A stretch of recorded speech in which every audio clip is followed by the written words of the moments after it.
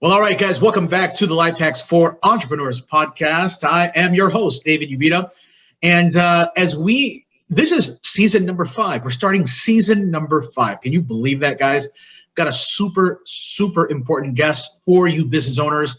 As always, we try to bring experts in a particular space that are going to help you as entrepreneurs grow your business. And in this case, our host is known as the guru that helps you keep more of your money, at least 32% or more. So you really want to pay attention to this interview. With me today is Mr. Jon Neal. Jon, say hello to the audience. Hi, glad to be here. Great to have you here, my man. And as you can see, I've got my pen and paper ready to take notes for our interview. I'm super stoked. And as I've had conversations with you and worked with you here, I've really enjoyed your style, man. You know your stuff, and I'm super happy to have you on. So, Jon, introduce, if you would, yourself to the audience, a little bit about your background. I mean, you've worked with over 1,000 companies, so I'm like really paying attention to this episode. So, introduce yourself to our audience, please. Sure. Again, my name is Jon Neal. I am a CPA, certified public accountant, here in Greenfield, Wisconsin, which is a suburb of Milwaukee. Been doing this for a long time. Since 1984, I've had my own firm. And as David said, we've helped more than 1,000 businesses be, I'll call it, more successful in making their dreams come true, relieving stress, and putting more money in their pocket. That is one of my favorite things to hear, Jon. As you can imagine, as a business owner, we work really hard at doing, providing great service to our clients, etc. And keeping more of the money that we make makes sense, right? So there was a specific problem that you saw in your space as a CPA. And one of the things I appreciate is CPAs, they have this really relaxed demeanor usually. Kind of like yours, which I love, but you know your stuff, and that means you're always thinking. But I know that you saw a specific problem in the space. And back in 84, what led you to start your business in terms of being able to address this problem? Well, I think I was with a larger firm, and our clients weren't not getting the attention that they deserved. It was kind of, get them in, get them out type thing, and don't ask me any questions. So when I went out on my own practice, I made it a point to listen to my clients and hear what they're saying, and then offer solutions that, again, help them relieve stress, sleep at night, and put more money in their pocket. Love that. Now, I was recently checking out the news, and some of these bigger corporations, right, they wind up not even paying any taxes at all. And I'm not saying to not pay your taxes, but it's interesting how some of these bigger companies seem to pay a reduced amount of taxes, keeping more in their pocket. Why would that be important for a business? Well, it's interesting that you bring that up. I just had a conversation this morning with a friend of mine, and we were talking about taxes. And bigger companies have, teams of accountants and attorneys who just comb the tax laws, looking for what most people consider loopholes to minimize their taxes. And the smaller person like you and I doesn't have that team. So, I become the team, if you will, and help you decide what makes sense for your business in order to take the deductions and the credits, and whatever is legally available to you to minimize your tax bill. Very interesting. Now, all of this obviously it's ethical, right? Yes. I will push the boundaries, but not break them. I love that. That's super important, because I know whenever I've had conversations with CPAs before, my big concern is having the IRS knocking at your door with handcuffs. That's Right. maybe that's watching too many movies, or I don't know. But it just seems to me like the IRS really isn't very flexible with certain things, and I don't want any problems with them, right? Yep. No, I agree. So walk me through the whole concept, the whole idea here. I know obviously the name of the game is we work hard as business owners, and we would love to be able to keep more of our funds. And you're known as the guy who can help companies on average save 32% or more. What are some of the things, for example, if someone were to come to your office right now or give you or call you and kind of, inquire about your services or about the fact that you can save them that much money, how are you doing that with them, and who would be like your ideal client in a sense? Sure. What we do is similar to what a doctor does. We sit down with you. We ask you questions. What are your symptoms? Why don't you feel good? Things like that. Go through, receivables, inventory, if you have any, payroll, employee issues.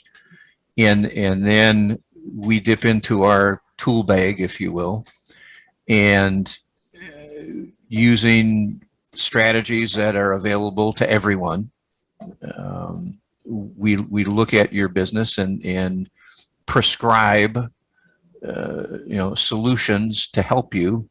And then one thing that I think we do quite a bit differently than other people is we actually help you implement those solutions. We make you take the medicine, not just write you a prescription for it. Well, that's good to know. So it actually happens, and you're happy and we're happy because you're making more money, and that's the name of the game. What are some of that? First of all, that's fantastic, and I like the extra mile approach where most people, when they see CPAs, they're kind of given the suggestions, but as far as making sure that the suggestions are actually implemented, that's super important, which kind of defeats the purpose of going to the doctor, wouldn't you say? Right. Correct. Excellent. So in terms of being able to find out these problems, how long does that normally take for a business owner when they come see you for the first time? Like, what can they expect in terms of savings? How soon can they actually see some type of savings in their bottom line? Well, sometimes the savings are immediate. Really? We can point out, you should zig instead of zag, and that's going to bring. And I'm using smaller companies now. That's going to bring $6,500 to your bottom line if you zig instead of zag. So that one simple tweak can actually help a business save almost immediately. Right. Fantastic. Now, does that happen like during the first month? Does that happen after taxes are filed? What's kind of the practice? Again, it can happen, a week after we meet, and I've run, the tests and whatnot, and here's your prescription, David, and this is going to save you $6,500. It sounds easy enough. So let me ask you this: as you've been at this for a while, why don't more businesses actually take advantage of this? Is it because of the whole fear factor with the IRS, or just what do you think the reason is? Part of it is fear factor. Part of it is that they're so busy working in their business that they don't have time to step back and look at the 30,000 foot view. They're looking at each leaf on a branch. And part of it is, unfortunately, many of their advisors don't know about all these strategies and solutions that are available to them. That is really cool. That's really cool. Is there a specific type of business that tends to save more than the others, or is it all revenue based? No, it's not necessarily revenue based. As an example, I was working with a service-based industry or business, that had revenue of $200,000. So it wasn't that big of a business. They had a few employees, and the owner of the business was taking home roughly $100,000 a year at the end, after all expenses were paid. Sitting down with him, we went through our diagnostic procedure and made some recommendations that would increase his $100,000 to $125,000. So he's bumped his profit up by $25,000 without having to increase his income. Because many people think that you have to, in order to take home more, I have to sell more or I have to bill more, and that's not always the case. Well, that's the assumption, right? Like, well, Right. That means we would just have to bring in more sales, more revenue, and then the concern is, well, then doesn't that put me in a different tax bracket? Right. And doesn't that require me to pay more taxes, et cetera? So what you're saying is, without even doing that, so it sounds like we're leaving money on the table. Does that Correct. sound right? Correct. And you're the guy that folks see to keep. I'll more come of and that. find it. Yep, I'll come and find it for you. I love it. I love it. Now, I would assume that this one business owner that got an immediate $25,000 pay raise, I assume that he wasn't offended by that. Correct. Yeah. He probably kissed you. No, I don't want it. I don't want it.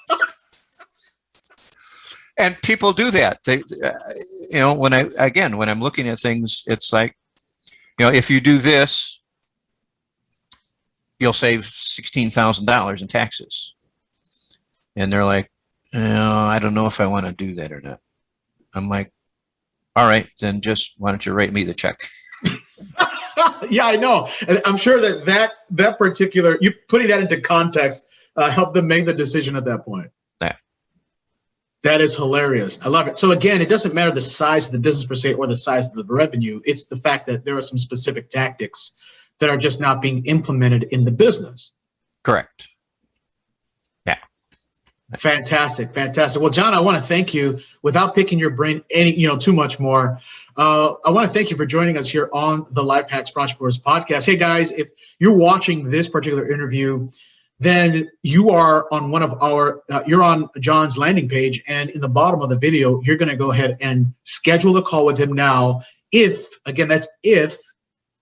you want to save more money, if you want to keep more of your money, if you want to continue blowing it, then ignore it.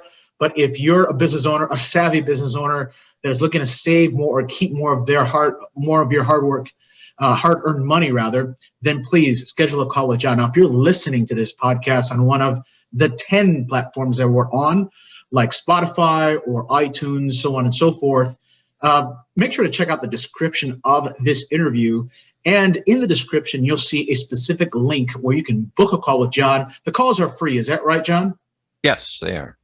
Fantastic. Make sure to book a call with Jon. Again, that's only if you want to keep 32% or more of your money. All right, guys, thanks so much for joining us today on this very, very special episode, the first episode of season 5. I'll see you guys next time. Love you. Bye-bye.